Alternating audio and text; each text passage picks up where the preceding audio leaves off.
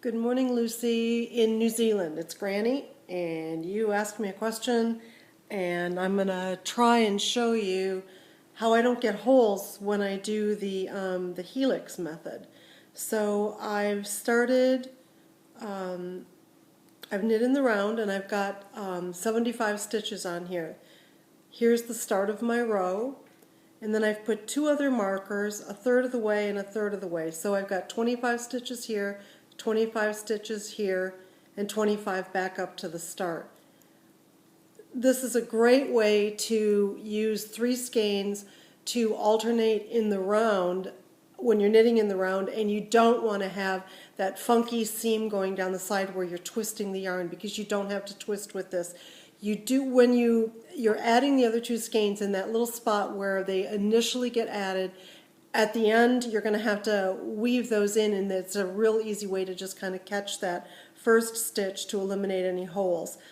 And to start this, you're going to knit with the color that you've been knitting with to the first marker. So I've been knitting with Wintry Mix, and I'm going to continue on past my start of the row marker, and I'll go to my first marker here at 25 stitches. So you get to just watch me knit, blah blah blah. Here I go, and of course I am showing you this in Plucky.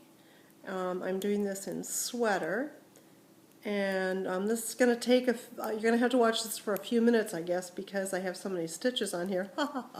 You're my captive. Okay, so I'm coming around to my first marker, and I'm just going to slip that marker, and I'm going to just pick up another color. I'll pick up some Sweet Nothings, and I'm just going to start knitting with it. Yes, I know it's leaving a tail. Yes, it is going to leave a little bit of a gap right where on the first row of this Helix, but when you're all done, you're going to have to go back and weave that tail in anyway, so it's real easy to just catch that first stitch. So now I'm going to knit to the next marker, and as you can see, I'm a thrower.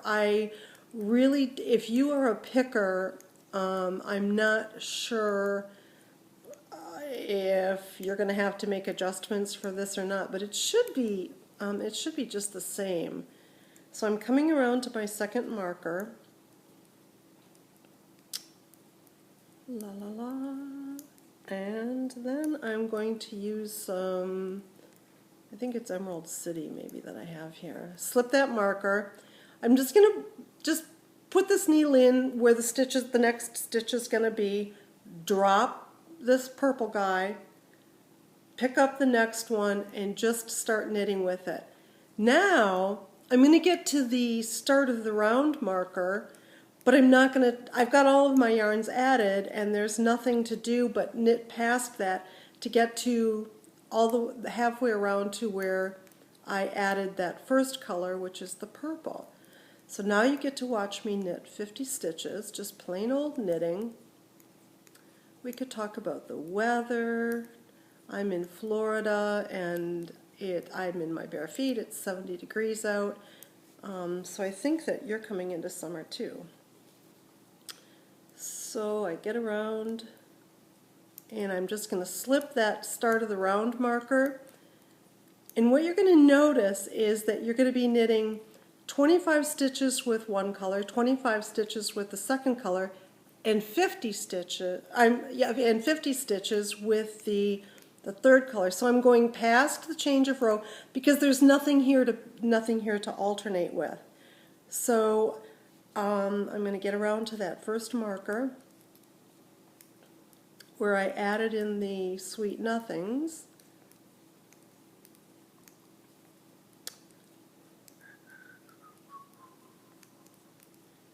Here we go.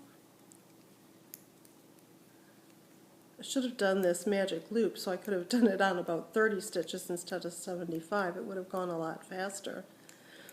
And when I get to that marker, I'm going to find that my purple is sitting there waiting for me. I knit the last stitch, and it's not the purple that's waiting for me, it's the white that I knit the first row with.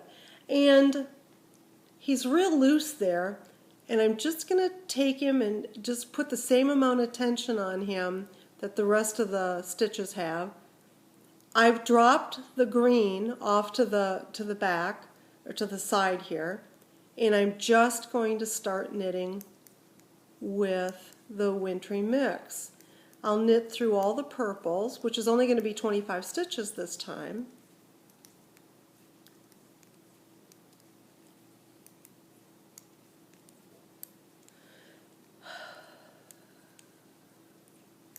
Do you remember that old TV show? Did you have it?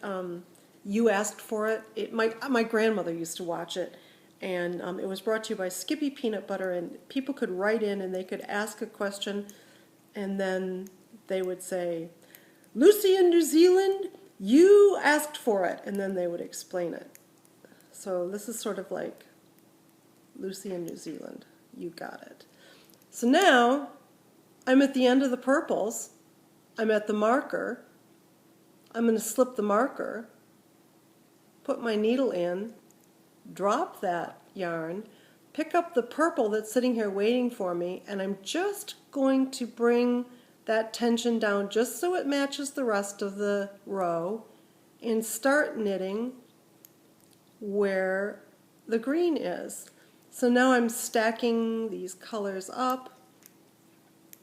And you just keep doing that, round and round and round and round. And as I say, that first row, I have one here that I knit already. That first row, you'll see where you've added the yarn, and you'll have a little bit of a hole there. And you can just, from the underneath, when you weave that end in, just kind of catch that hole. But there should be no other holes. And the beauty of this is there are no twisted stitches on the inside. So if you want to do this, use this technique in a sweater that's knit in the round, all you have to do is just make sure your tension when you're picking up with the new color is okay. There'll be no seam lines, no twisted things on the inside, and of course these would all be the same color because you're alternating the 3 skeins of the same color so that you don't have any of those funky lines when the skeins don't match exactly. Wouldn't you know, somebody's calling. Maybe it's Lucy. But it's also really fun because you can do stripes in sweaters and hats, and it's called the Helix method, and that's all there is to it. See ya. Bye.